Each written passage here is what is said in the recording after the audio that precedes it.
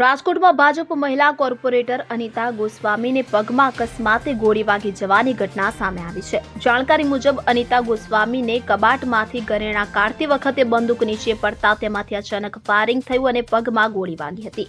આ ઘટનામાં તેઓ ઇજાગ્રસ્ત થતા તેઓને સારવાર અર્થે હોસ્પિટલ ખાતે ખસેડવામાં આવ્યા હતા।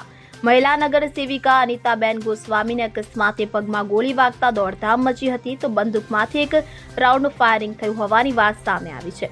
મળતી માહિતી મુજબ રાજકોટ ભાજપના મહિલા નગર સેવિકા અનિતાબેન ગોસ્વામીને અકસ્માતે પગમાં ગોળી વાગી હતી। અનિતાબેન ખાનગી હોસ્પિટલમાં દાખલ થયા છે। જણાવવામાં આવી રહ્યું છે કે લગ્ન પ્રસંગમાં જવા માટે કબાટમાંથી ઘરેણાં કાઢતી વખતે પતિને લાયસન્સ ધરાવતી બંદૂક નીચે પડી જતા ફાયરિંગ થયું હતું। હાલ તેમને સારવાર અર્થે હોસ્પિટલ ખાતે ખસેડવામાં આવ્યા છે કે જ્યાં તેઓની તબિયત સ્થિર છે।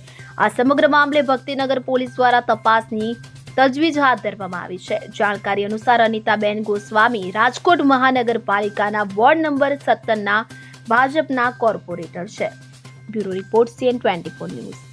હવે જુઓ દેશ દુનિયાની તમામ ખબરો તમારી આંગળીના ટેરવે। ઉઠાવો મોબાઈલ અને Google Play Store પરથી ડાઉનલોડ કરો અમારી CN24 ન્યૂઝ મોબાઈલ એપ।